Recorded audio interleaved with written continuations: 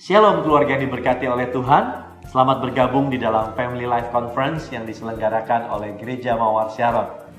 Pada FL Cons yang pertama ini kami mengangkat sebuah tema yang sangat berhubungan dengan pernikahan Kristen. Apa itu? Journey to a Blessed Marriage. Sebuah perjalanan pernikahan yang diberkati oleh Tuhan. Saya percaya pernikahan adalah sebuah mahakarya yang Tuhan kerjakan bersama dengan umatnya. Tuhan menetapkan tujuan dan nilai-nilai di dalam pernikahan dan kita sebagai umatnya menjalankannya sesuai dengan tuntunannya. Kerjasama ini akan menghasilkan sebuah pernikahan yang diberkati oleh Tuhan.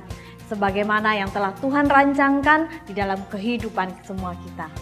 Ya, dan di sesi pertama ini Pastor Philip Mantova akan menyampaikan isi hati Tuhan tentang visi ilahi bagi pernikahan kita. Sebab itu, siapkan diri Anda, buka hati untuk menerima impartasi kebenaran firman Tuhan. Selamat menikmati hadirat Tuhan di dalam pernikahan Anda. Tuhan Yesus memberkati. Shalom Bapak Ibu Saudara. Mari sama-sama kita siapkan hati kita untuk memuji Tuhan. Katakan haleluya. Haleluya. Yes.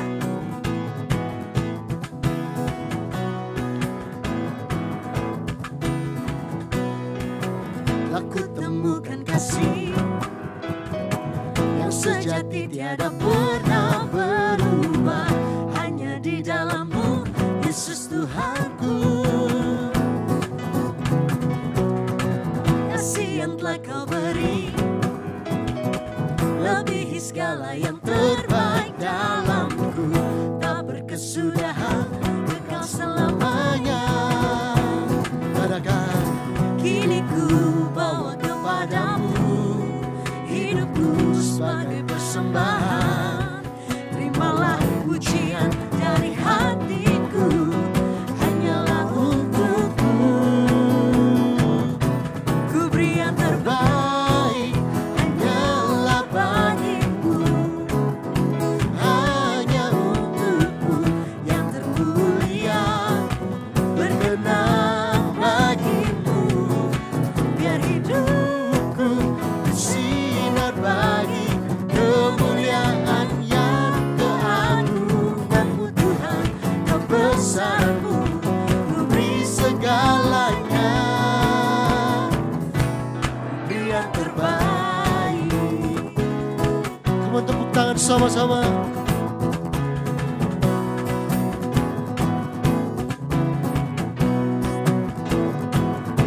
Katakan Kasih yang telah Kau beri lebihi segala yang terbaik dalamku.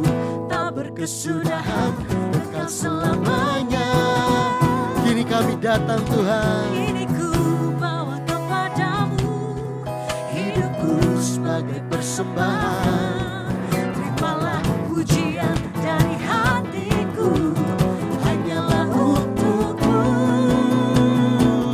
Ku beri yang terbaik, hanyalah bagimu. Hanya untukmu yang termulia, berkenan bagimu. Biar hidupku bersinar bagi kemuliaan dan keagungan-Mu Tuhan. Kebesaran-Mu ku beri segalanya, ku beri yang terbaik. Haleluya. Amin. Tuhan Yesus Tuhan yang terbaik di hidup kami. Yes Lord. Kami memuji-Mu saat ini Tuhan. Mari sama-sama kita nyanyikan.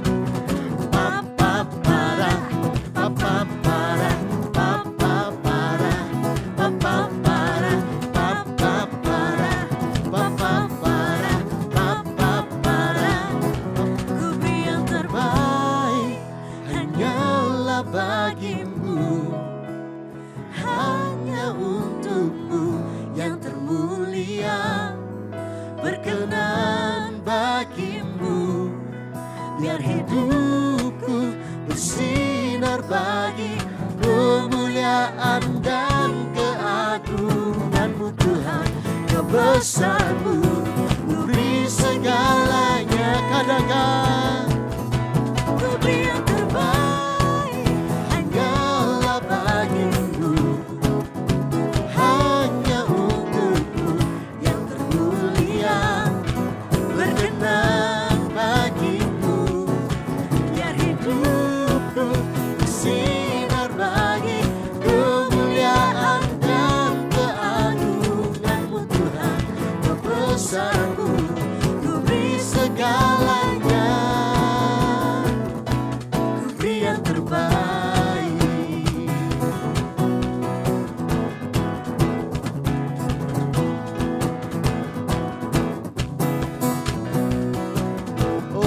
Haleluya, sama-sama katakan haleluya. Yes Lord. Yes Lord. Hanya Engkau satu-satunya Tuhan yang kami puji hari ini Tuhan. Hey.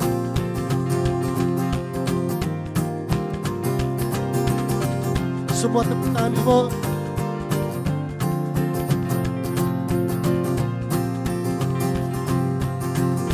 Mari sama-sama nyanyikan.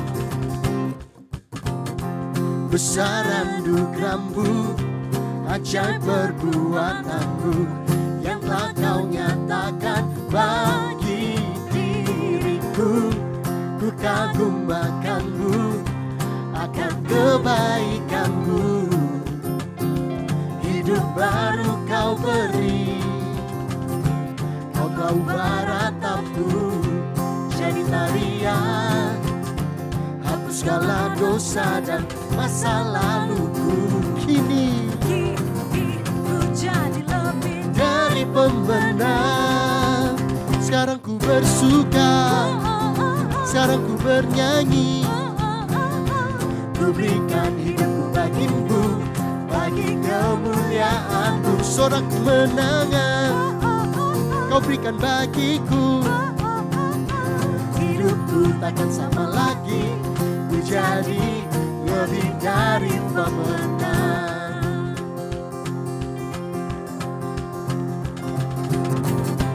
Besar anugerah-Mu, ajaib perbuatan-Mu, yang telah Kau nyatakan bagi diriku.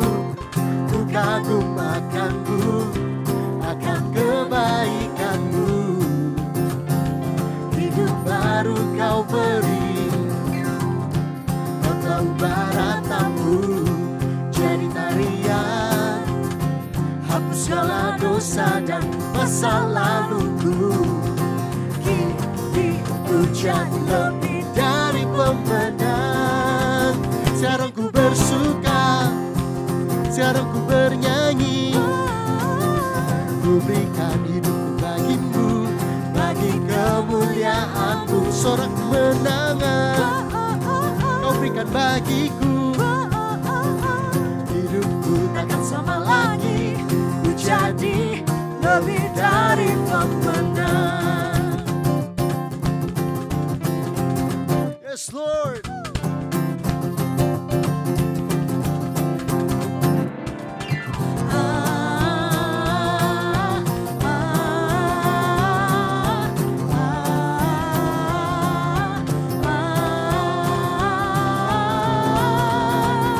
Sekarang ku bersuka, sekarang ku bernyanyi. Ku berikan hidupku bagimu, bagi kemuliaan-Mu. Sorak kemenangan Kau berikan bagiku. Hidupku takkan sama lagi, ku jadi lebih dari pemenang. Sekarang ku bersuka, sekarang ku bernyanyi. Ku berikan hidupku bagimu, bagi kemuliaan-Mu. Sorak kemenangan Kau berikan bagiku. Hidupku takkan sama lagi, ku jadi lebih dari pemenang. Oh, oh, oh. Oh, oh, oh. Oh, oh, oh.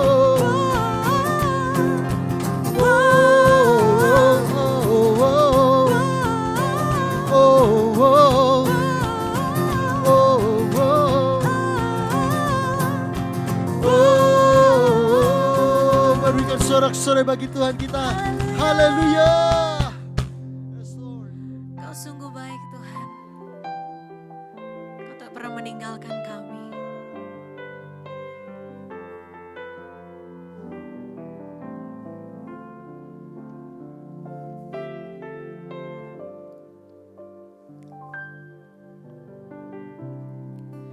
Ketika ku khawatir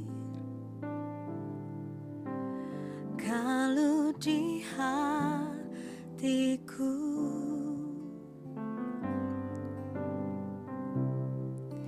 ku datang padamu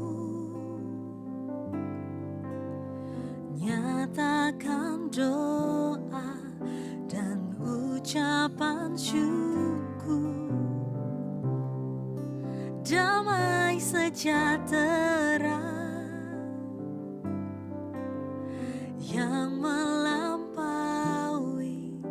segala akal akan memelihara hati dan pikiranku dalam Kristus Yesus.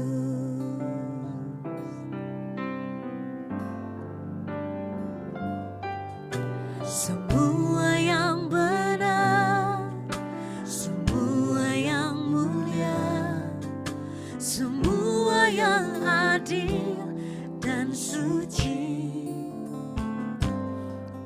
semua yang manis, yang sedap didengar, semua kebajikan yang patut dipuji, kupikirkan semua itu.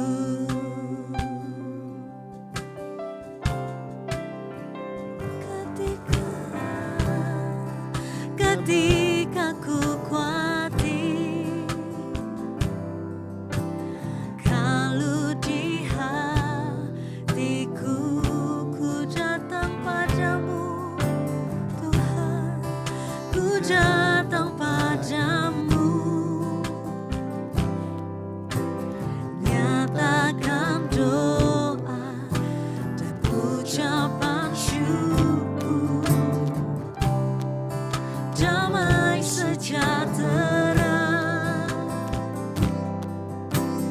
yang melampaui segala akal akan memelihara hati dan pikiranku dalam Kristus Yesus.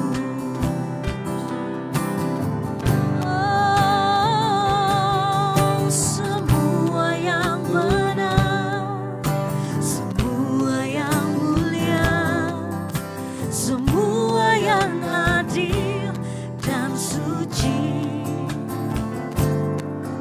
semua yang manis, yang sedap didengar, semua kebajikan yang patut dipuji, kupikirkan semua itu. Semua yang benar, semua yang benar, semua yang mulia, semua yang adil dan suci,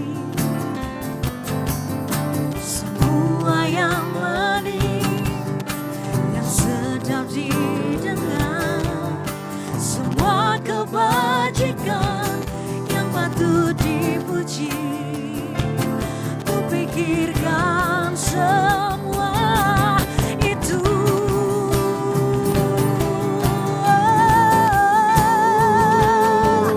Kami pikirkan semuanya yang menyenangkan hatimu, yang memuliakan namamu, ya Semua yang indah, manis Tuhan, haleluya. yang kami pikirkan. Semua yang mulia, semua Semua yang berasal terbaik daripadamu hanya Tuhan. bagimu Tuhan, hanya Pujian, untukmu. hormat kami bagimu Tuhan. Segala kebajikan dan kemurahan-Mu kami rasakan Tuhan. Yesus Kristus, Engkau sungguh baik, Tuhan, Engkau baik. Oh Bapa, Engkau sungguh baik, Tuhan. hati yang bersih Shikararararaba, berasal daripadamu. shikararararaba, Kaulah sumber Tuhan.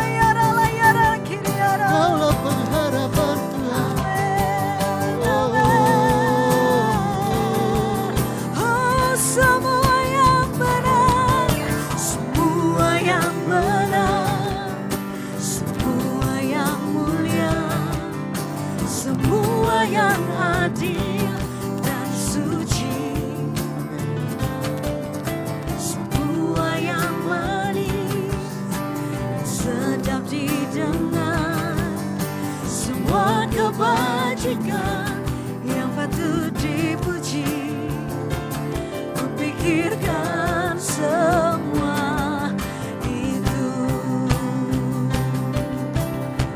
Oh, semua yang benar, semua yang mulia, semua yang adil dan suci, semua yang manis yang sedap didengar, semua kebajikan yang patut dipuji. Ku pikirkan semua yang benar, semua yang mulia, semua yang adil dan suci, semua yang manis yang sedap didengar, semua kebajikan yang patut dipuji. Ku pikirkan semua itu. Ku pikirkan semua itu. Ku pikirkan semua itu.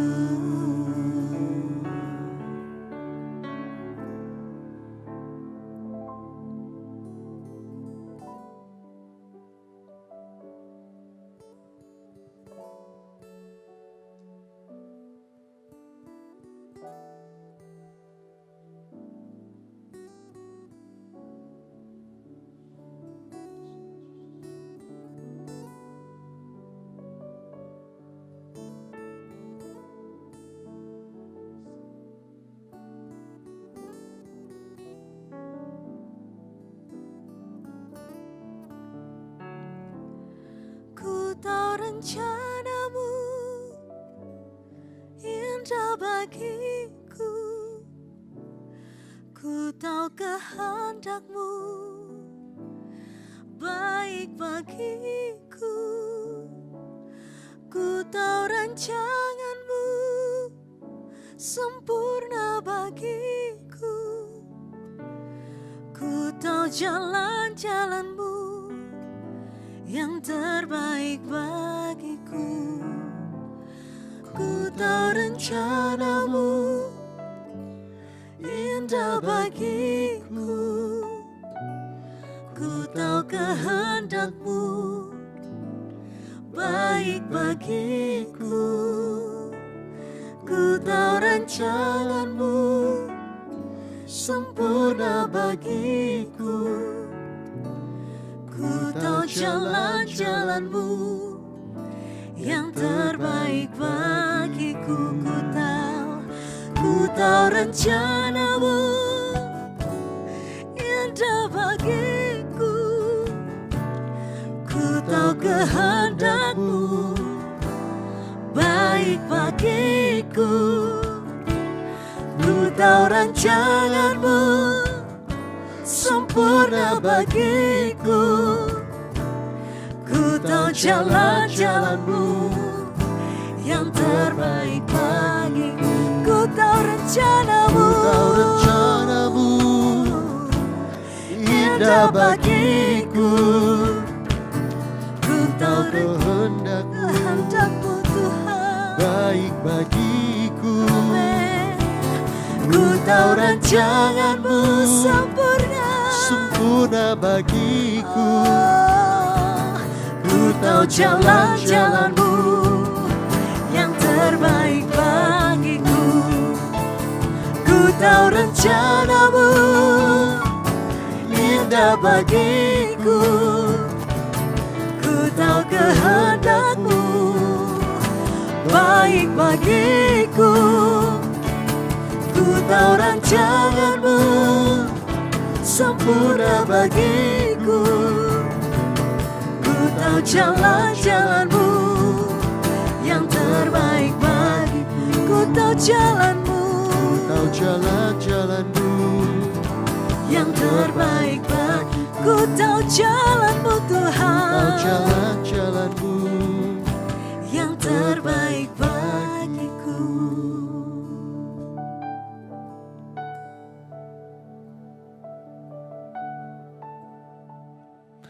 Shalom jemaat yang dikasihi Tuhan. Sebentar saya bawa satu pesan yang sangat berguna untuk keluarga Anda, khususnya membangun pernikahan Anda. God bless your family, mari kita berdoa. Bapa di dalam sorga, Engkau tidak punya menantu. Setiap kami adalah anak-anak-Mu. Setiap suami, setiap istri, dua-dua anak Tuhan. Hamba berdoa, Tuhan bangun pernikahan. Tuhan betul-betul membangkitkan benih-benih kudus di dalam setiap family. Tolong kami Tuhan Yesus, urapi kami ya Roh Kudus. Dalam nama Yesus kami berdoa, amin. Puji Tuhan, saya membawakan sebuah topik, judulnya begini, pria yang melindungi wanitanya. Sekali lagi, pria yang melindungi wanitanya. Buka bersama dengan saya di Rut pasal 3, kita belajar dari satu tokoh di perjanjian lama, Boas namanya, nenek moyang Tuhan Yesus, seorang gentleman sorgawi. Seorang yang sangat-sangat berkarakter ilahi, meskipun dia manusia biasa. Rut pasal 3 ayat pertama, judulnya Rut di Alkitab kita berjudul begini, Rut dan Boas di tempat pengirikan. Kita langsung di tengah-tengah cerita, ketika Rut bertemu Boas, lalu ini kisah selanjutnya. Mari kita selidiki, kenapa Boas ini sangat mulia di mata Tuhan. Lalu Naomi mertuanya itu berkata kepadanya ayat 1, anakku, apakah tidak ada baiknya jika aku mencari tempat perlindungan bagimu supaya engkau berbahagia? Tunggu sebentar, Naomi ini adalah seorang wanita, orang Yahudi yang pindah ke Moab.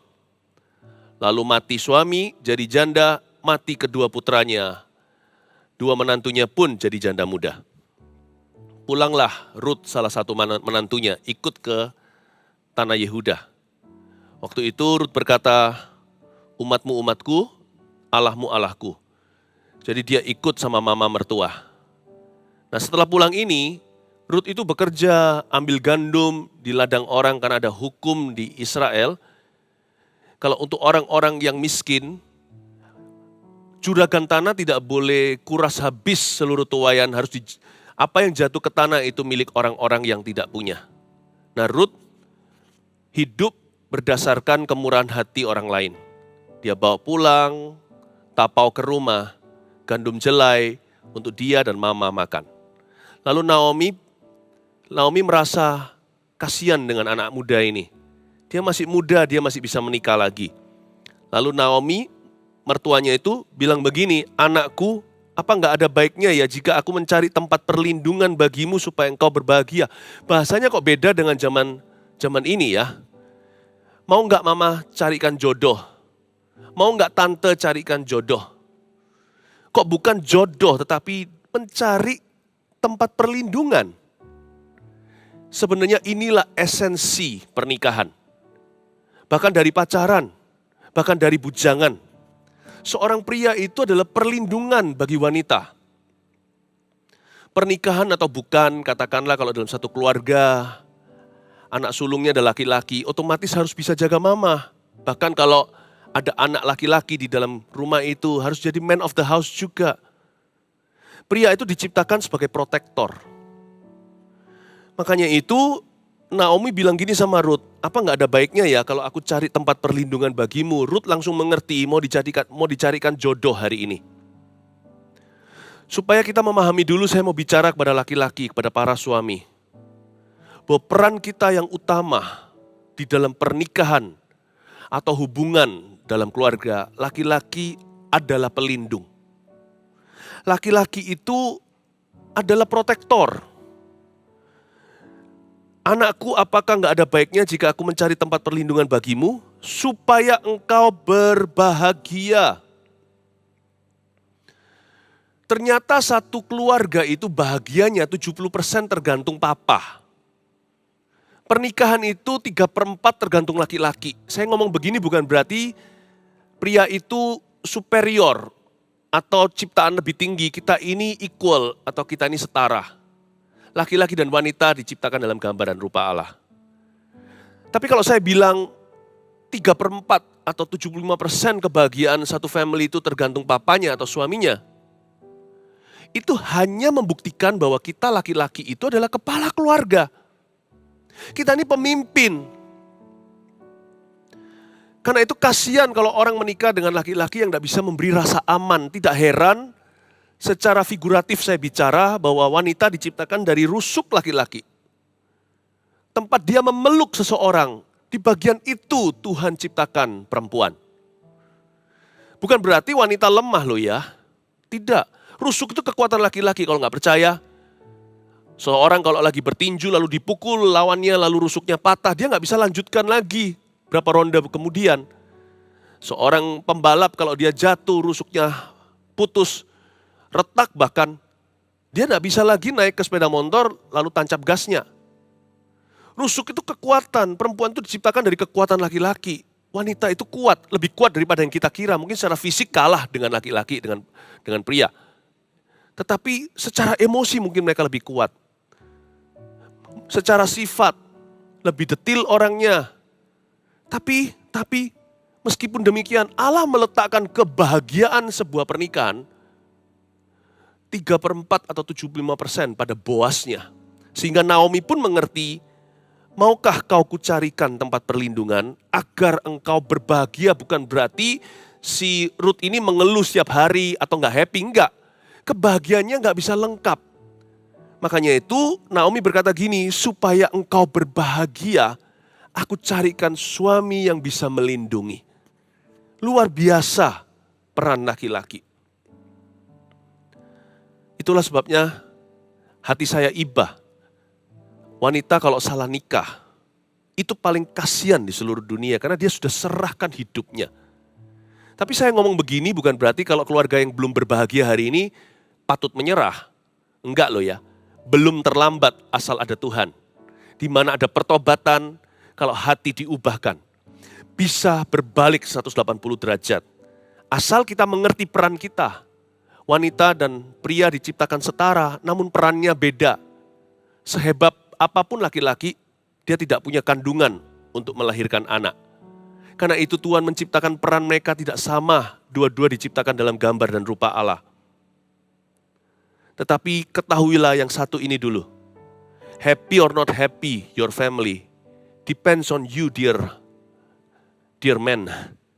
Saudara-saudaraku, teman-teman seadam. Tergantung kita, bapak-bapak. Ayat 2, maka sekarang bukankah Boas yang pengerja-pengerjanya perempuan yang kau temani itu adalah sanak kita? Naomi menyebut seorang juragan tanah waktu itu namanya Boas, yang jauh lebih tua dari Ruth tentunya. Pengerja-pengerja perempuan yang kau temani itu adalah sanak kita, namanya Boas, dan pada malam ini menampi jelai di tempat pengirikan. Pada malam hari ini dia akan menampi jelai di sana. Ayat 3, maka mandilah dan beruraplah. Naomi memberitahu kepada menantunya, sekarang mandi dan beruraplah, pakailah pakaian bagusmu, dan pergilah ke tempat pengirikan itu. Tetapi jangan engkau ketahuan kepada orang itu sebelum ia selesai makan dan minum. Di dalam ekosistem hubungan, seorang wanita patut mempersiapkan diri, tetapi laki-laki yang harus jemput bola. Jangan sampai engkau ketahuan sebelum dia selesai makan dan minum.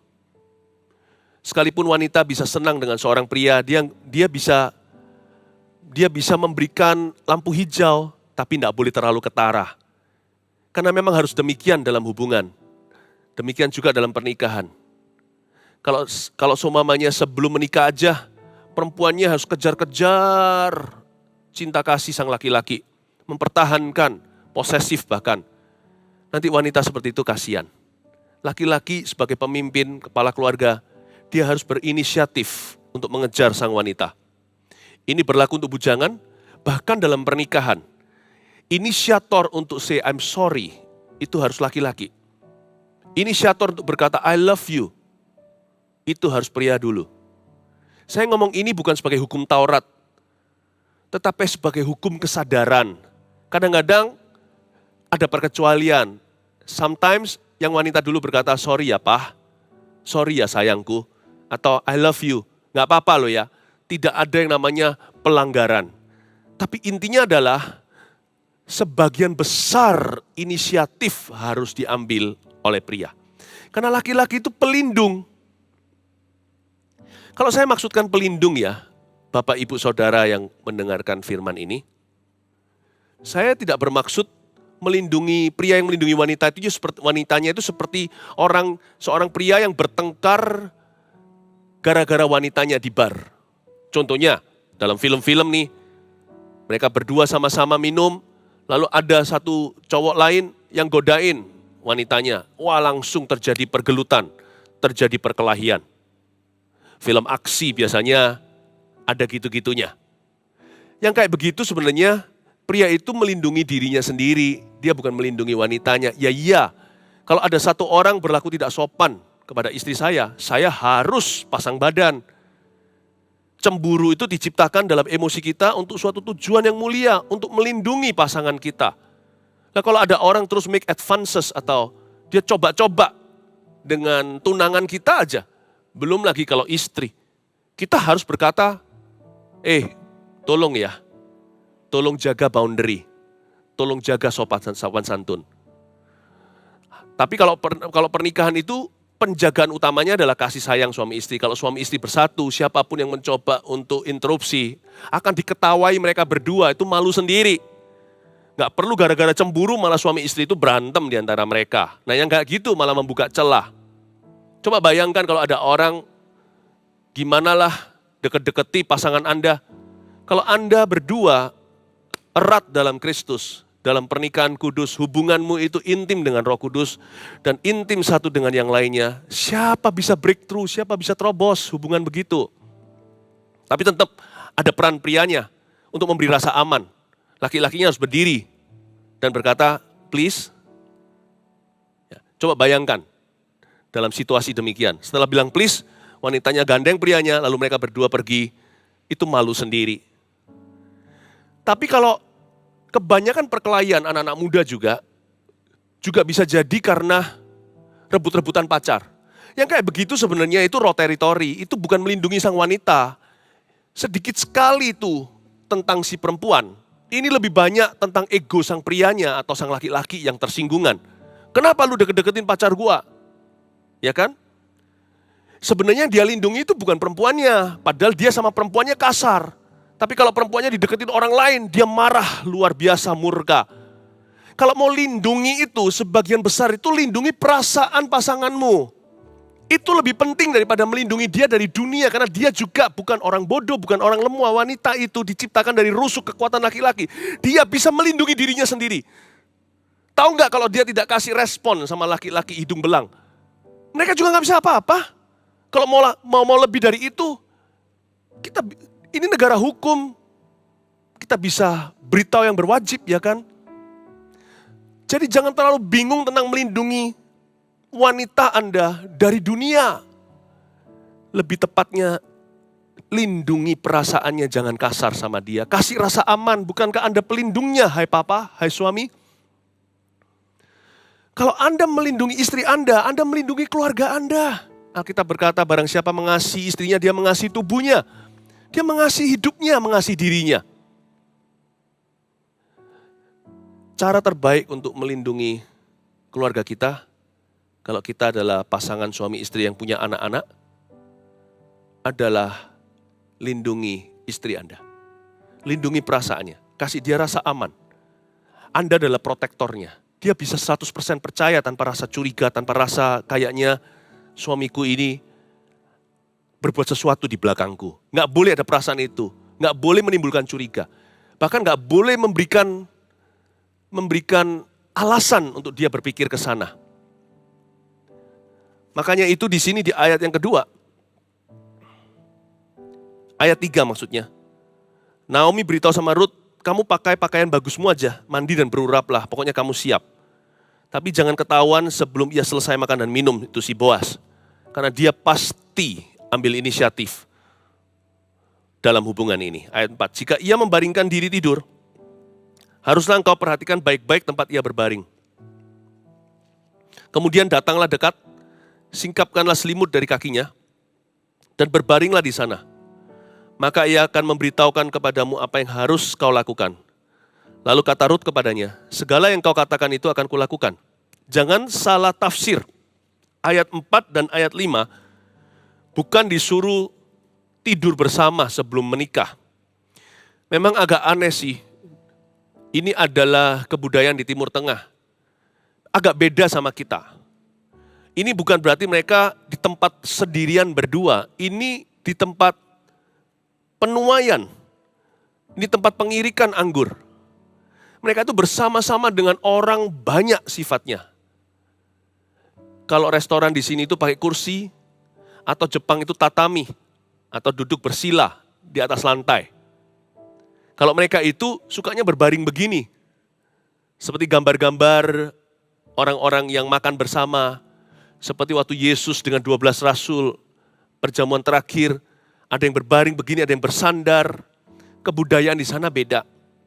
Dan itu rame-rame semua, kadang-kadang pada waktu bersandar ada yang rileks, saking rileksnya sampai tertidur. Nah, Ruth berada dalam kelompok itu, perkumpulan itu. Dan dia berada dekat Boas, tapi tidak ketara. Jadi jangan salah tafsir ayat 4, ayat 5 ini, disuruh seduce atau suruh untuk menggoda dia. Tidak ada yang seksual dengan ayat-ayat ini. Tapi lihat ya, kamu datanglah mendekat, nasihat Naomi. Singkapkanlah selimut dari kakinya dan berbaringlah di sana, suruh berbaring di kaki. Jadi mama, karena Ruth itu sudah seperti anaknya sendiri, karena Naomi sudah kehilangan 2 putranya, dia cuma punya anak laki doang. Sekarang satu-satunya yang dia miliki adalah menantu perempuan yang sudah dianggap jadi anak perempuannya sendiri. Dia sudah tidak punya anak, tidak punya suami. Apa nggak khawatir nih mama, suruh seorang wanita tidur berbaring di kaki seorang pria? Ya pasti khawatir lah ya. Pasti khawatir. Seorang ayah yang cinta putrinya. Bahkan kalau perlu sebelum putrinya pergi keluar sama pacarnya, kencan misalkan, doa dulu bersama. Mungkin, ya ayo doa bersama sebelum mereka pergi. Why not sih? Dulu sebelum sekolah aja anak-anak kecil kita doakan kok anak-anak di rumah kita. Nanti kalau kencan mungkin berdoa dulu. Ya, supaya jaga kekudusan, supaya ada roh Tuhan menjaga mereka. Pasti khawatir. Apalagi kalau menginap. Waduh, pikirannya bisa macam-macam. Berarti Naomi ini punya rasa percaya akan Boas. Boas ini reputasinya bersih. Berarti Boas ini bukan hidung belang. Boas ini seorang pria yang jaga kata-katanya. Dia adalah pria yang tepat janji. Seorang laki-laki yang berkarakter, yang baik. Lalu dibiarkanlah Ruth malam itu untuk nginap di situ dengan perkumpulan itu. Mereka lagi pesta penuaian, ini lagi musim panen. Lalu disuruh singkapkan selimut dan berbaring di bawah kaki. Ruth itu bisa percaya. Seneng ya, seneng sekali. Kalau seorang wanita itu menikah dengan seseorang yang hatinya bisa percaya. Jadi dia nggak selamanya merasa dia harus kejar laki-lakinya. Laki-laki justru harus melindungi perasaannya. Ini wanita harus melindungi jangan-jangan laki-lakiku selingkuh. Kasian, defisit sekali bahagianya. Paling happy itu wanita begini loh. Aku bisa percaya sama cowokku. Aku bisa percaya dengan suamiku. Dia nggak aneh-aneh. Orangnya berkarakter, I can trust him. Pernikahan itu baru bahagia kalau dua-dua bisa saling percaya. Amsal 31 kebalikannya. Berbahagialah suami yang bisa percaya sama istrinya. And her husband puts his trust in her. Kira-kira gitu bahasa Inggrisnya. Dan sang suami menaruh percaya pada dirinya. Percaya merem tutup mata. Bahkan kalau dia pergi ke pintu gerbang kota, dia bisa bangga. Karena istrinya tidak aneh-aneh. Dia tidak punya pikiran kedua. Jangan-jangan tidak ada gituan. Karena itu dia bisa urusan bisnisnya atau pekerjaannya, panggilan hidupnya dari Tuhan. Dia bisa konsentrasi di situ. Karena dia tidak kejar musuh dalam selimut. Jangan-jangan yang satu selimut seranjang itu adalah musuh ternyata. Jangan sampai istri Anda merasakan nggak percaya. Dan nggak percayanya bukan karena mereka itu nggak percayaan atau pikiran negatif atau posesif. Nggak percayanya karena ada suami-suami yang memang memberi alasan untuk istri itu curiga. Memberi alasan untuk istri itu tidak aman. Kalau ada yang gituan, cepat harus disingkirkan. Gak gitu pernikahan gak bisa bahagia. Talk about it. Kalau ada isu-isu yang belum selesai, bicarakan. Wah kalau gitu, kalau itu gak keterlaluan, itu permintaan dari pasangan Anda, istri Anda. Yang beginian itu membuat aku gak sejahtera. Mungkin cara kamu hubungan dengan orang tertentu. Ya kan? Bagaimana teksnya waktu Anda mungkin kontak-kontakan dengan orang. Atau seperti apalah. Atau cara pandang mata dan sebagainya. Asal itu bukan sesuatu yang keterlaluan dan dibuat-buat. Jika itu penting bagi pasanganmu, sekalipun Anda benar sekalipun. Jikalau memang tidak terjadi sesuatu, kalau itu adalah sesuatu yang diminta oleh pasangan Anda, berikan. Jauhi orang-orang tertentu. Kalau itu membuat rasa curiga bisa sirna. Karena tidak sedikit laki-laki di luar sana itu teman tapi mesra dengan seseorang. Don't do that. Let us not do that.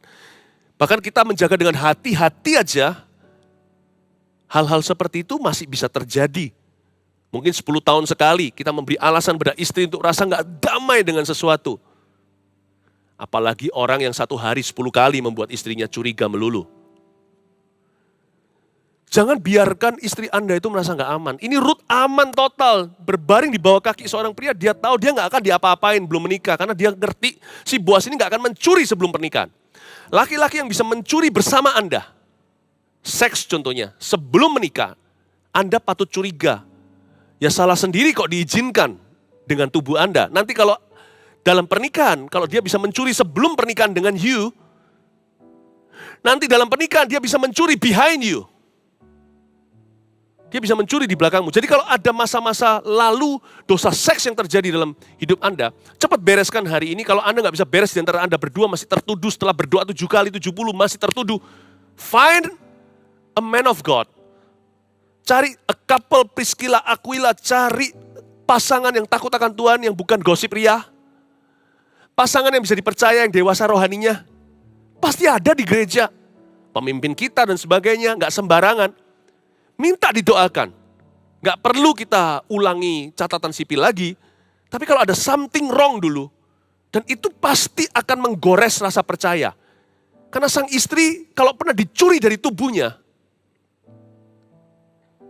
seksualita maksudnya, pasti di dalam hatinya ada perasaan kurang respect dengan suaminya setelah menikah. Suami juga sama. Bodoh-bodohnya wanita, kalau mau diapa-apain sama laki-laki sebelum kawin, nanti kalau setelah kawin, dia gak akan respect sama Anda, atau kurang lah, dia akan merasa, kamu aja murah kok. Dia gak akan ngomong begitu, aku bisa. Justru yang menjaga hubungan kita itu tetap di atas, yang menjaga kita tetap setia, yang membuat pernikahan itu rasa aman, adalah perasaan percaya yang tidak digores apa-apa. Makanya tanpa pacaran kudus gak ada pernikahan kudus kan? Jadi kalau ada pacaran yang kurang kudus, sekalipun sudah masuk ke pernikahan kudus dan dikuduskan, ada sesuatu yang ganjal di hati karena dulu disembunyikan.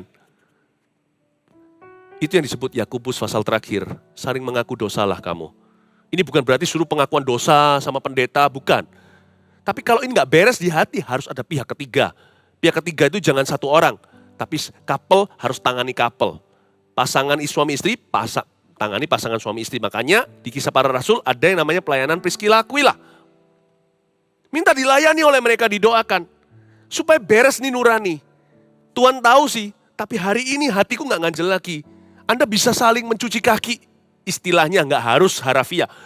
Sang suami istri waktu dilayani oleh sang suami istri yang lain ini, yang layak melayani mereka, mungkin mereka bisa saling berkata, honey, sayang, sorry ya dulu waktu pernikahan, sebelum menikah, aku kurang respect sama kamu.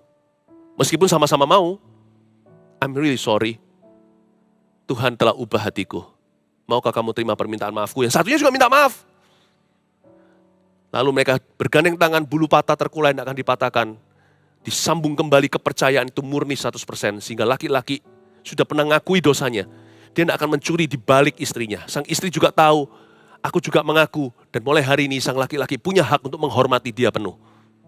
Mereka sama-sama bersalah di hadapan Allah. Sama-sama mengakunya lembaran baru. Itu dia. Itu yang disebut berbaring di kaki Boaz. Si Ruth berkata, segala yang kau katakan itu akan kulakukan. Rasa percayanya tinggi. Kalau ini sempurna, nggak semua orang sih masuk pernikahan begini. Pernikahan kudus iya. Tapi nggak semua orang masuknya itu tak bercacat celah. Tapi kudus itu kan harus melalui pintu diampuni. Lah gimana diampuni kalau nggak pernah mengaku? Gimana mengaku kalau masih sembunyi? Jangan sembunyikan apa-apa supaya pernikahan Anda transparan. Saya sarankan sekali lagi, kalau ada yang nggak beres secara seksualita, Anda berdua di masa lalu, bukan berarti asal ngaku-ngaku, nanti malah pecah rumah tangganya. Tapi minta dituntun kalau itu masih mengganggu.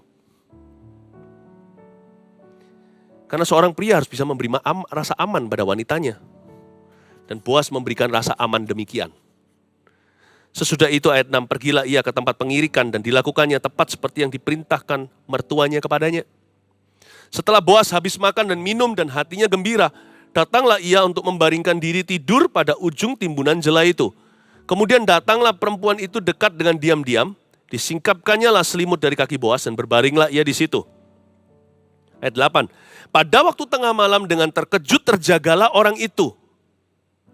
Lalu meraba-raba ke sekelilingnya, dan ternyata ada seorang perempuan berbaring di sebelah kakinya. Pikiran tidak boleh jorok. Yang disebut meraba-raba ke sekelilingnya gak ada hubungannya dengan seksualita. Dia dalam gelap, kan ini outdoor kan, di luar. Hanya di bawah sinar yang redup-redup dari bulan dan bintang. Dan ternyata ada seorang perempuan, mungkin dia lihat di selimutnya, loh kok ada rambut panjang? Itu perempuan, berbaring di sebelah kakinya, kanan kiri Boas semuanya adalah pengerjanya. Ya, mereka habis ngobrol-ngobrol semalaman, sekaligus tertidur di sofa-sofa atau di tikar-tikar yang dibeber di situ. Ada seorang perempuan, bertanyalah ia ayat 9, siapakah engkau ini? Jawabnya, aku Rut hambamu. Lalu Rut berkata begini, inilah suara seruan setiap wanita sebenarnya. Nggak peduli kalau dia adalah Perdana Menteri, CEO, orang kuat, siapapun wanita itu, setiap perempuan diberi kandungan, berarti setiap wanita diberikan perasaan begini. Ya, dan ini tidak membuat seorang wanita itu jadi inferior atau lebih rendah. Ini justru membuat seorang wanita itu perempuan di mata Allah. Jawabnya, aku Rut hambamu, kembangkanlah kiranya sayapmu melindungi hambamu ini, sebab engkaulah seorang kaum yang wajib menebus kami. Kalau ada pilihan ya, seorang wanita ada dua laki-laki. Yang Sani cakep banget udah. Betul-betul dream husband, kayak mungkin hari-hari ini orang yang suka drakor. Wah, tampangnya seperti bintang film Korea. Tapi laki-laki ini suka mukul. Suka minum-minum sama temennya, lalu nggak tahu nanti dia jatuh sama wanita. Kalau perempuan itu hanya mau nge-fun saja, tampang doang. Tapi kalau perempuan itu cari suami untuk membangun keluarga dengan seseorang, kalau ada pilihan keduanya, tampang nggak seberapa, tapi yang nggak jelek, tetap tipenya, tetapi bukan lagi kayak dewa Koreanya. Ya, bukan seperti sosok yang dia bisa nge-fans, tapi realistis. Betul-betul pria nyata. Tapi orang ini tanggung jawab. Dia punya kerjaan. Bukan berarti perempuan itu matre, maunya harta. Enggak, tapi paling tidak laki-laki ini punya masa depan.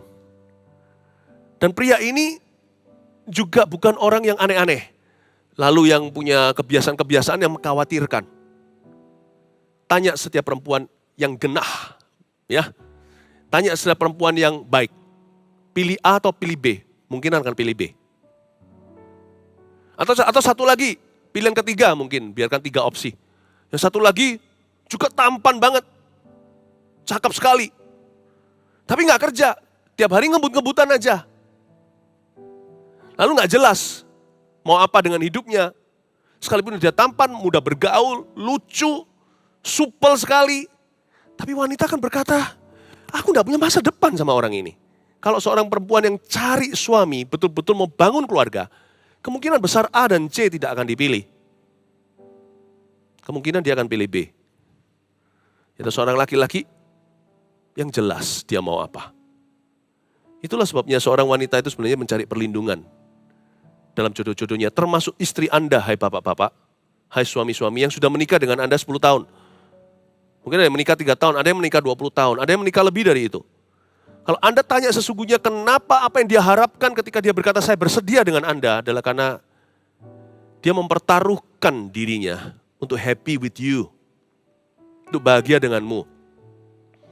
Dia gambling with herself. Dia seperti berjudi di dalam dirinya. Mungkin kalau aku jadi sama orang ini aku bisa temukan kebahagiaan. Pasti 100% di dalam dirinya itu dia ingin dilindungi. Dia ingin bersama dengan Anda itu. Dia ingin bersama dengan Anda, dia bisa merasa tenang. Bahkan wanita yang kejar-kejar cowoknya sampai jadi pun, dalam hati dia pasti berharap-harap bahwa Anda mencintai dia seperti dia mencintai Anda. Pasti dia akan harap nih di hati, kalau Anda yang kejar dia, Anda yang mempertahankan hubungan itu. Lama-lama perempuan gitu akan frustrasi, mungkin dia pikir daripada nggak ada gitu, mendingan ya sudah yang ini aja. Aku kejar terus nggak apa-apa. Tapi hatinya penasaran. Pernikahannya kelihatannya bertahan, tapi yang mempertahankan yang wanita bukan yang pria. Yang prianya ogah-ogahan. Kasian, wanita kayak gitu tuh kasian. Nanti akan penyakitan. Karena stres melulu bukan? Dokter pun mengakui hari ini ada banyak sekali penyakit itu ditimbulkan secara psikis. Akhirnya penyakit beneran. Kasian yang namanya perempuan. Sekalipun dia kejar-kejar Anda, dia yang mempertahankan dari dulu dia yang kejarkan. Sang lakinya, prianya itu dia bukan diam ya, tapi apa ya? Dingin gitu. Coba ya, lihat ya. Perempuan aslinya akan muncul itu. Sekalipun istri yang selama ini ngejar-ngejar, mempertahankan hingga sampai pernikahan, hingga hari ini pun dia yang selalu inisiatif untuk membangun cinta dengan Anda. Sedangkan laki-lakinya dingin aja. Coba sekali-kali aja, jadilah hangat. Be warm ke dia. Pulang kasih kado dan kata I love you. Dia langsung pingsan di depan Anda. Nggak pingsan beneran. Hatinya langsung berbunga-bunga. Wow, itu kelihatan perempuan beneran. Cuman gini loh. Kasihan wanita yang sudah seolah-olah terkutuk dalam kehidupan demikian. Bahwa dia yang harus di garis depan. Mempertahankan cintamu. Mengejar cintamu. Nggak boleh begitu. Saya sebagai seorang papa punya anak perempuan, saya nggak mau anak perempuan saya masuk dalam hubungan begitu. Bagi seorang wanita itu selalu begini, percaya nggak? Kalau yang benar-benar mau cari suami atau bangun masa depan ya, lebih baik sang wanita itu dicintai daripada mencintai. Lebih baik, kalau nggak mungkin bisa 50-50, lebih baik begini dia hubungannya dengan laki-laki atau dengan prianya. Wanita ini lebih dicintai dari sang laki-laki daripada dibandingkan dengan cintanya kepada laki-laki. Itu jauh lebih happy, jauh lebih oke. Lakinya itu kayaknya lebih butuh, lebih cinta, lebih laki. Sampai kapanpun juga setiap anniversary selalu berkata, honey, I'm lucky to have married you. Aku beruntung, aku bisa menikah dengan kamu. Kasihan perempuan yang selalu diuntung-untungkan. Ini istriku, untung dia dapat gua. Paling kasihan. Makanya yang perempuan mendingan dicinta daripada mencinta. Saya tidak ngomong tentang mengasihi, setiap orang harus mengasihi. Mengasihi itu mandat Allah. Saya bicara soal dunia cinta. Lebih baik wanita itu dicinta daripada mencinta. Saya selalu beritahu pada anak-anak muda, kamu kalau mau betul-betul cari suami pada perempuan-perempuan, carilah yang bisa mengasihimu dan menjagamu. Carilah yang laki-laki yang bisa dipegang. Bukan berarti bisa dikendalikan atau dikontrol maksudnya, tapi carilah laki-laki yang bertanggung jawab. Carilah pria yang bisa menerimamu apa adanya. Sebab lebih baik dicintai daripada mencintai. Karena perempuan itu akan bisa menyusul nanti. Apalagi setelah gendong anaknya sang pria. Dia pasti jauh lebih bonding atau batinnya lebih terikat dengan sang suami. Wanita itu lebih mudah untuk bisa timbul perasaannya. Tapi laki-laki kalau cuek dari dahulu kala, sampai kapanpun dinosaurusnya tetap adalah fosil-fosil cinta yang tidak berdaya, tidak inisiatif apa-apa. Kalau seperti itu, I pray for the power of Jesus resurrection. Aku berdoa supaya kuasa kebangkitan Tuhan menjamah, menyentil hati setiap pria hari ini yang selama ini mencuekkan, mengabaikan wanitanya. Bukannya melindungi, kasih rasa aman. Membuat wanitanya merasa dalam hatinya, I'm so lucky to have a husband like you. Aku beruntung sekali punya suami seperti dirimu. Mungkin awal mulanya dulu, dia nggak merasa begitu. Tapi setelah menikah dengan Anda 10 tahun, dia akan merasa demikian. Awal-awal Anda yang kejar-kejar dia. Dia merasa, karena cinta Anda lah yang demikian rupa, membuat sang wanita itu, istrimu terharu sampai berkata, I do, atau saya bersedia. Ya ada cinta, kalau nggak ada cinta sama sekali, no chemistry, jangan jadi. Itu masuk ke dalam pencobaan yang bukan-bukan. Tetapi mungkin cinta Anda segini, cinta dia baru bertumbuh. Tapi lama-lama setelah menikah, ternyata sudah sama. Bisa-bisa yang wanita melampaui loh. Karena perempuan itu kalau sudah memberi diri, dia serahkan seluruh hati. Buat dia merasa dirinya laki. Jangan diutarakan tapi, dalam hati biarkan dia diam-diam sembunyi-sembunyi berkata, I'm so lucky to have you as my husband.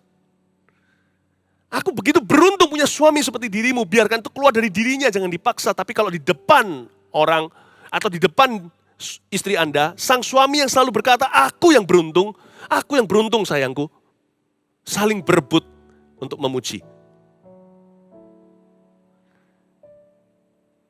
Mana ada papa yang punya anak perempuan, tidak berharap anaknya dicintai oleh anaknya dicintai oleh suaminya. Pasti. Saya mending anak perempuan saya dicintai sama suaminya lebih daripada anak perempuan saya mencintai menantu saya. Lebih daripada anak perempuan saya mencintai suaminya. Mending laki-laki yang cinta banget. So, kalau laki-laki tidak cinta banget, cenderung lebih bisa selingkuh. Perempuan juga bisa. Tapi perempuan itu rusuk. Sebenarnya karakternya kalau dia keluar dari keluarga yang baik-baik, pasti lebih setia. Saya dorong Anda untuk bisa mengerti ini. Firman ini ditujukan kepada dua-dua, laki-laki maupun perempuan.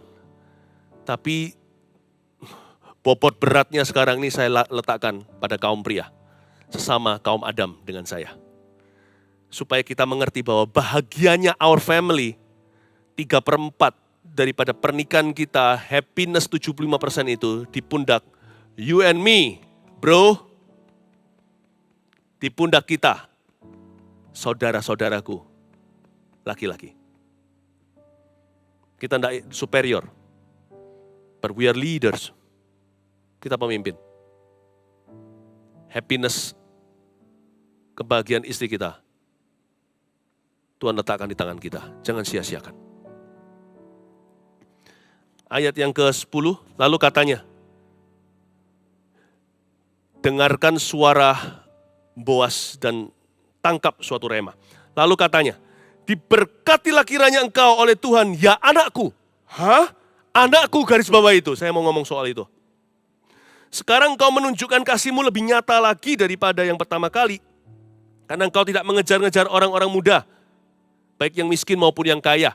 Ruth ini kelihatannya juga elok parasnya, meskipun dia bukan super cantik seperti Hadasyah, seperti Esther gitu, yang menjadi masuk dalam beauty pageant, masuk dalam kontes kecantikan, ratu kecantikan sejagat raya dan sebagainya. Tapi paling tidak, Ruth ini jauh lebih muda dari Boas. Dia nggak cari orang yang lebih kaya, nggak mengejar orang-orang muda. Oleh sebab itu ayat 11 diulang lagi, anakku, janganlah takut.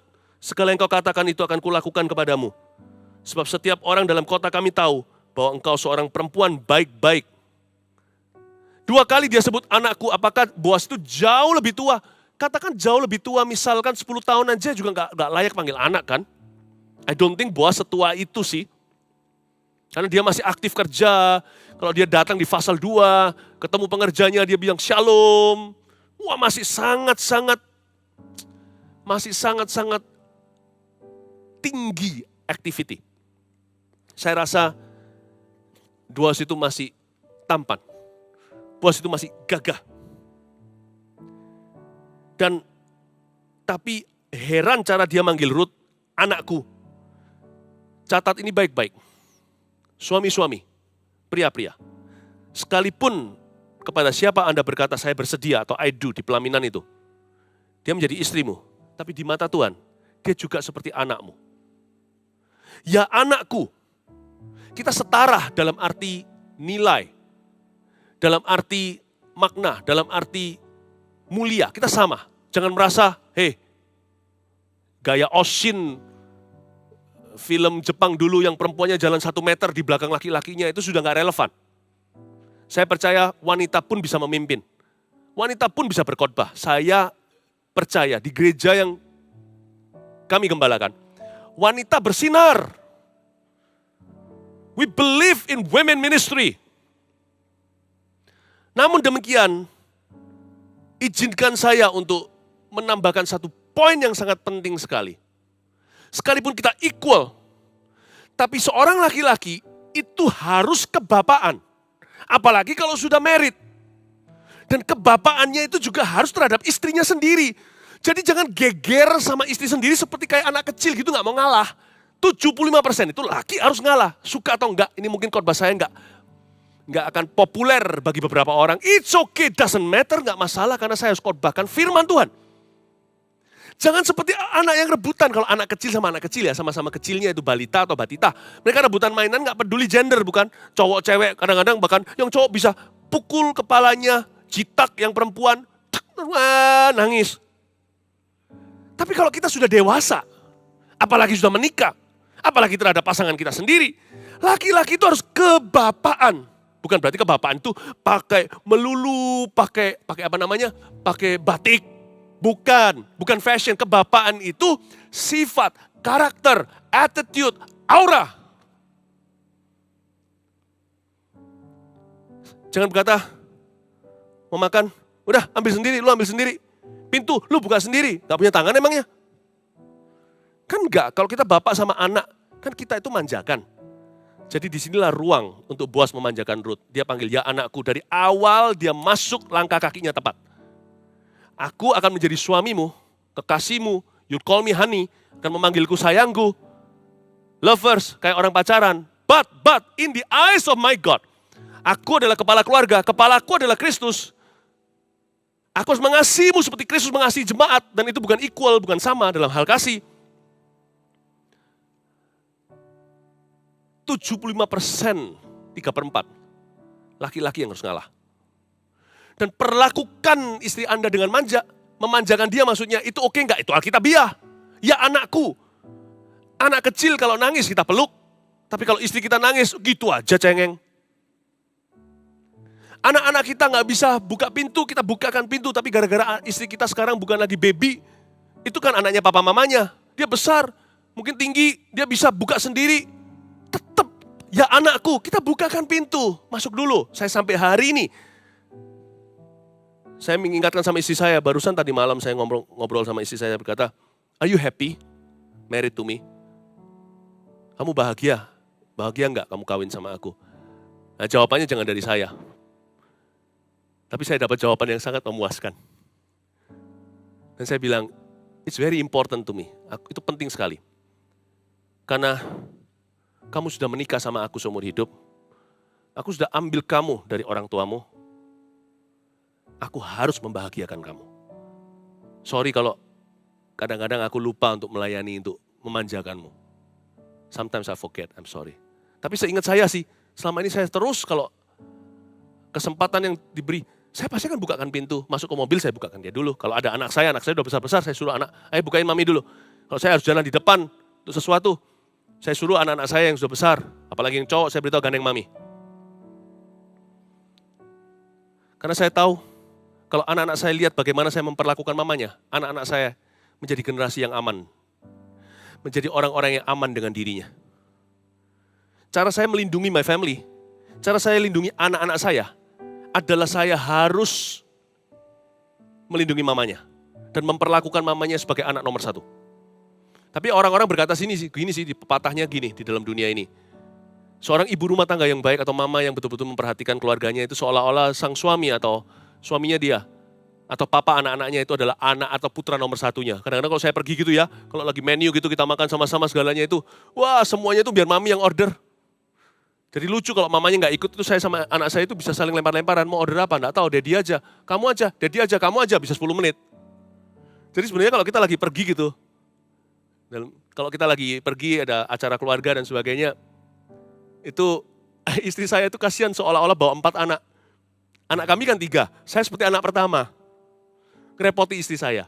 Ya, baguslah. Tapi sebenarnya dalam hidup skala besar, saya protektor my whole family.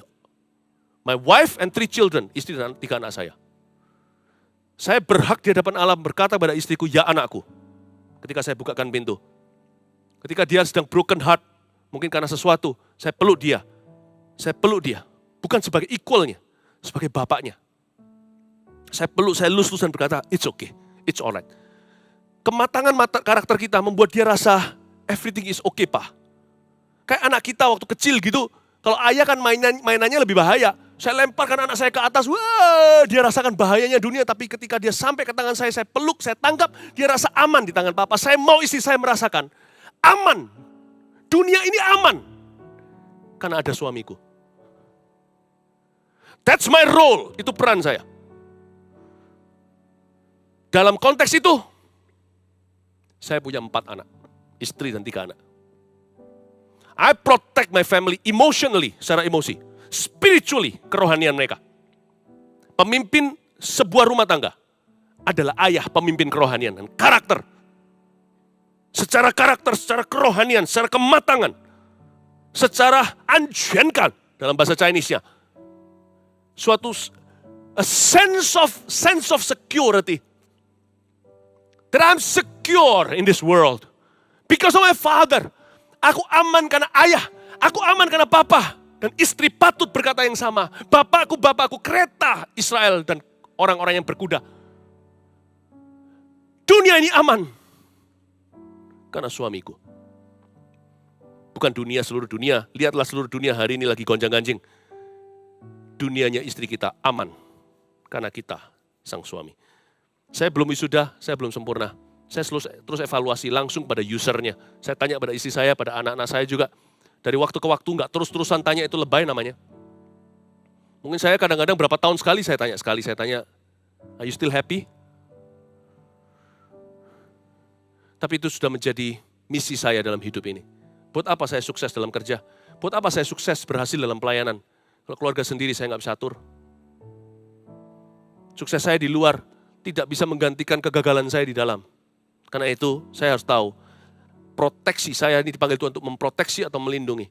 The protector of my family, first is Jesus, then is Daddy. Protektor, pelindung dalam keluarga saya itu pertama Yesus. Setelah itu adalah ayah. Amin. Saya harap keluarga Anda bahagia. Bro, brothers, saudaraku, listen. Man up. Man up. Man itu kata benda. Tapi menjadi kata kerja di sini, saya ubah. Man up. Gimana jelaskannya dalam bahasa Indonesianya? Man up. Jadilah pria atas rumahmu. Jangan laki-laki hanya berdasarkan fisik saja. Tapi pria secara karakter ilahi seperti Boaz. Pria yang melindungi wanitanya. Kalau kita melindungi wanita kita, maksudnya istri di sini, kita melindungi anak-anak kita. Kita bisa berkata pada istri kita, when I protect you, I'm protecting our children too. Karena anak-anak kita itu melihat, keluarga itu akan damai sejahtera jikalau papa melindungi mamanya. Saya maksudkan melindungi sekali lagi bukan seperti yang saya katakan tadi, bertengkar di bar gitu, bukan begitu. Melindungi itu yang inside, yang di dalam. Melindungi inwardly itu lebih perlu. Karena istri kita itu tahu kok. Kalau seorang istri, seorang wanita itu disayangi oleh suaminya. Dia tahu gimana membela, menjaga dirinya. She will know how to. Dia akan tahu bagaimana membawa dirinya di society, dalam masyarakat. Dia akan tahu gimana proteksi. Tapi dalamnya nih loh, rusuk ini dalamnya nih siapa yang lindungi kalau bukan sang suami. Protecting our loved ones, melindungi orang-orang kita cinta dimulai dengan VIP nomor 1 yaitu istri, hai suami. Melindungi inwardly, melindungi di dalam itu jauh lebih susah. Memberikan istri tidak ada alasan untuk merasa curiga atas kita. Karena memang kita tidak ada sesuatu yang disembunyikan. Gak ada secret drawer, tidak ada sorokan tersembunyi. Gak ada. Gak ada. Gak ada kerusak-kerusuk, gerilya. Gak ada sesuatu yang mengusik. mengusik yang namanya percaya. Itu dia. Melindunginya di dalam, memberi rasa aman. Itu baru yang luar biasa. Ayo ya, bapak-bapak yang saya kasih, sama-sama shake hand with me. Kita kerjakan yang satu ini. Saya juga belum sempurna, saya masih jauh. Saya masih bisa lihat banyak kekurangan saya, sungguhan saya tulus mengatakannya. Ayo sama-sama kita kerjakan yang satu ini. Sambil kita saling mengingatkan. Ayat berikutnya. Ayat 13, tinggallah di sini malam ini. Ayat 12. 12 ya, maka sekarang memang aku seorang kaum yang wajib menebus, tapi walaupun demikian masih ada seorang penebus yang lebih dekat daripadaku. Di Israel kan gak bisa langsung nikahi gitu. Kalau ini janda orang, harus siapa yang lebih dekat yang bisa nikahi dia. Ada hukum begitu ya, itu juga hukum Taurat. Jadi kelihatan dari sini Boas itu orangnya gak cuma fair kalau dia jatuh cinta, dia itu fair sama semua orang. Karena itu ada baiknya laki-laki membangun karakternya apart, di samping dan ketika dia tanpa istrinya. Bahkan kalau bisa sebelum dia beristri. Tapi kalau sekarang sudah telat, sudah menikah, karena di luar, di samping istrinya, dia harus membangun kerohanian dan karakternya sendiri. Tinggallah di sini malam ini dan besok pagi, jika ia mau menebus engkau baik, biarlah ia menebus. Tapi jika ia tidak suka menebus engkau, maka akulah yang akan menebus engkau, demi Tuhan yang hidup. Berbaringlah saat ini, tidur saja sampai pagi. Jadi berbaringlah ia tidur di sebelah kakinya sampai pagi. Lalu bangunlah ia sebelum orang dapat kenal mengenal, sebab kata Boas, janganlah diketahui orang bahwa seorang perempuan datang ke tempat pengirikan. Boas itu melindungi reputasinya Rut, supaya jangan kena fitnah. Jadi Boas ini punya karakter sebelum Rut, karakter di samping Rut, di luar Rut. Jadi laki-laki gak boleh bilang gini, kamu kalau macam-macam ya, aku gak jadi orang Kristen. Gak boleh laki-laki lempar tanggung jawab, Adam lempar tanggung jawab ke Hawa. Dia yang menuntunku ke dosa. Gara-gara dia aku makan buah terlarang itu, gak bisa. Waktu Hawa jatuh dalam dosa, pahami ini, dunia masih belum terkamiri. Waktu Adam ambil buah dari Hawa, dia orang kedua yang dosa, tapi waktu dia makan baru seluruh dunia jatuh ke dalam dosa bersama dengan dia. Anda harus membangun karakter keputusan-keputusan benar di luar istrimu, di samping istrimu. Dan kalau bisa, yang belum menikah sebelum beristri. Itu sebabnya laki-laki tumbuh dewasanya telat kan, umur 12 sama-sama, kalau sama perempuan waktu masih kecil sama-sama, kurcaci. Tapi nanti waktu umur 12, misalkan yang perempuan udah ngejet dulu ke atas, wush. Kenapa? Tuhan perlu banyak waktu untuk gempur fondasi. Perempuan cepat-cepat timba ilmu, supaya nanti kalau tunduk karena kasih, bukan karena terpaksa, gak bisa apa-apa.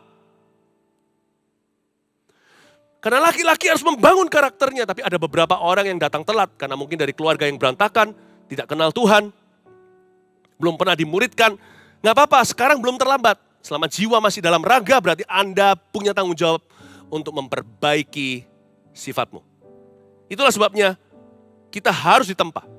Tidak bisa kita berkata sama istri kita, kalau kamu begini aku gak ke gereja. Pakai ngancam-ngancam, tidak boleh begitu. Justru kitalah yang mendorong istri kita dan keluarga kita untuk ke gereja. Berdoa, gak bisa titip doa sama nyonya. Yo doakan ya, doakan aku, titip salam sama Tuhan. Tuhan gak terima salam kita. Mana ada salam-salaman. Tuhan cari Adam dan Hawa. Sampai Adam jawab sendiri, Tuhan gak berhenti berbicara dan mencari dia. Adam, Adam di mana kamu? Aku di sini, siapa memberitahu kamu kalau kamu telanjang? Langsung ditanyain. Gak boleh titip salam. Salam gitu gak diterima sama Tuhan. Justru kita laki-laki yang harus dorong anak-anak kita, keluarga kita lewat teladan lebih tepatnya saat teduh. Jangan suruh istri yang doa. Kalau nanti dia gak mau turuti kemauan kita gak mau ikut Tuhannya. Tuhan itu lebih Tuhanmu daripada Tuhan istrimu. Bapak-bapak. Karena Tuhan menciptakan Adam yang pertama-tama di dunia ini. Meskipun berikutnya, setiap laki-laki harus keluar dari kandungan wanita. Karena itu pria tidak boleh semena-mena dengan wanita. Karena setiap pria dilahirkan dari seorang perempuan. Tapi jangan lupa dalam ciptaan, man was created first. Jangan lemparkan tanggung jawab. Anda yang harus tuntun mereka ke Tuhan, bukan sebaliknya. Yang bawa ke gereja juga harus begitu, harus Anda. Ayat 15 lagi katanya, berikanlah selendang yang engkau pakai itu dan tadahkanlah itu. Lalu ditadahkannya selendang itu. Ini Boas kasih Rut bawa pulang tapau ke rumah kasih mertua. Kemudian ditakarkannya lah 6 takar jelai ke dalam selendang itu. Sesudah itu pergilah Boas ke kota untuk mengklaim Ruth, tentunya inisiatif di tangannya. Saya mungkin tidak selesaikan 16-18 seterusnya itu. Di situ pokoknya intinya adalah something is happening. Ya, sesuatu sedang terjadi. Kayaknya ada chemistry. Sebentar lagi, sebentar lagi akan pernikahan Boas. Di pasal 4, Ruth menjadi istri Boas. Tapi saya berhenti sampai di ayat 15 saja. Saya ulang lagi. Lagi katanya, berikan selendang yang kau pakai itu dan tadakanlah itu. Lalu ditadakannya lah selendang itu. Ruth menadakan selendang, seorang pria yang takut akan Tuhan, yang menghargai wanita, yang berkarakter lepas dari wanita. Menakarkan berapa? 6 takar jelai ke dalam selendang itu. Sesudah itu pergilah bos ke kota untuk klaim Ruth. Kalau penebus itu nggak mau. 6 takar jelai. 6. Saya selidiki di bawah silsilah Boas dan Ruth ini Tuhan memilih benih-benih dahsyat. Apa yang Tuhan cari dari hubungan pernikahanmu? Rahasia ini besar, yang kumaksudkan adalah hubungan Kristus dengan jemaat. Yang Tuhan inginkan di kitab Maleaki tercatat begini. Dituliskan bahwa Tuhan rindu benih-benih kudus dari rumah tanggamu. Seorang laki-laki akan takut akan Tuhan, akan menuangkan jelai dan gandum 6 takar bahkan. Jangan lupa kandungan milik wanita.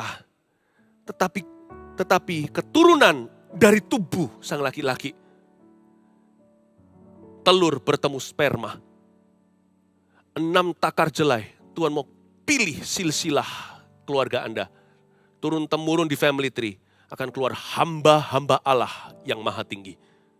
6 takar jelainya Ruth dan Boas melahirkan 6 benih dahsyat ini. Catat, turun ke bawah sampai ke grandchild-nya. Muncullah Daud, keturunan Ruth dan Boas. Muncullah Daniel. Ya, Daniel yang dilempar ke mulut singa, ya itulah Sadrak, Mesak, Abednego. 3 orang kenamaan brilian pintar, Tuhan bahkan berkati akal budinya. Dia dikasih jenius-jenius dalam keturunannya. Lalu tentunya yang keenam, yang terakhir namun yang terbesar, keturunan Boas dan Ruth. Takar jelai yang keenam namanya, are you ready?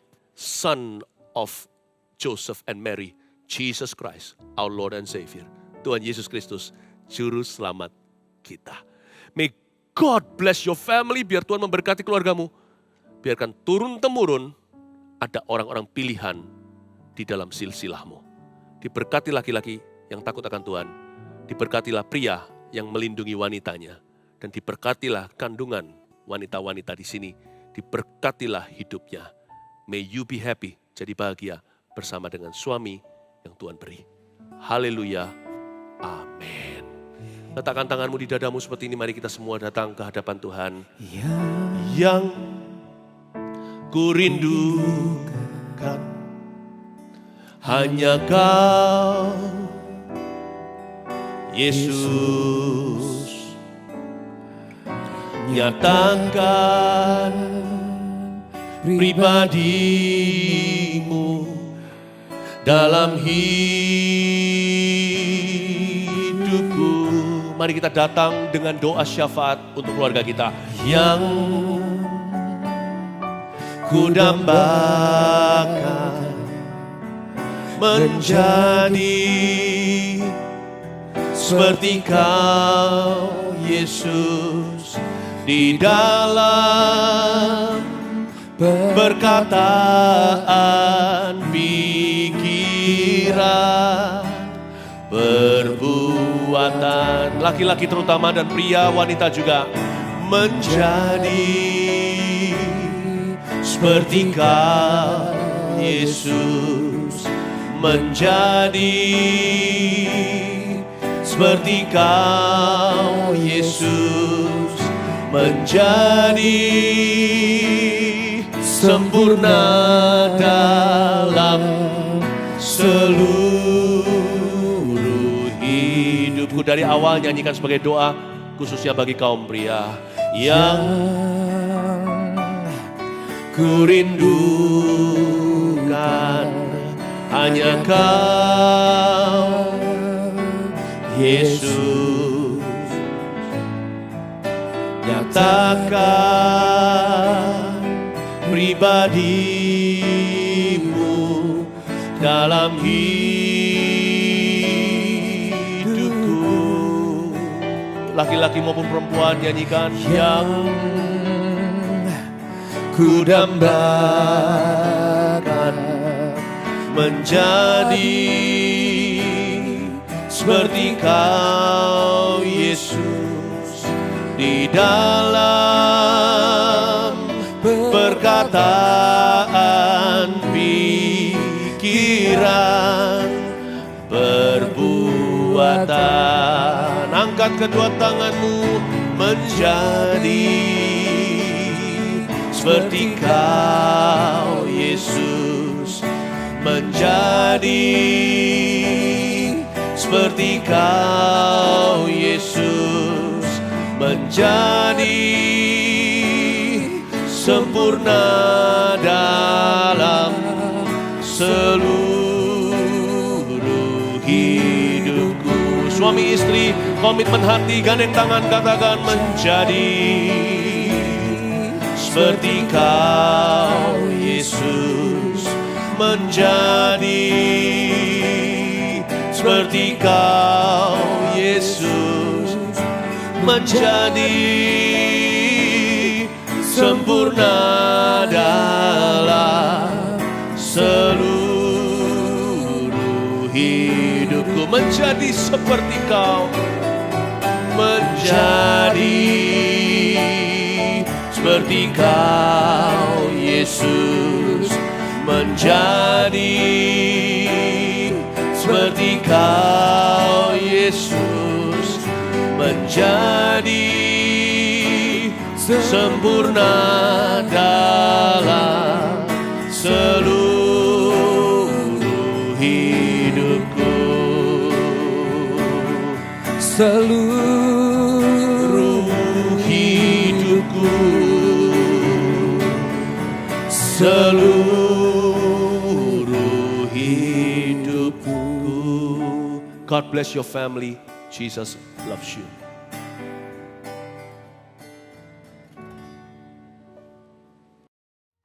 Tuhan sudah menyatakan isi hatinya kepada kita semua, dan inilah waktunya kita memulai kembali perjalanan pernikahan kita yang diberkati oleh Tuhan.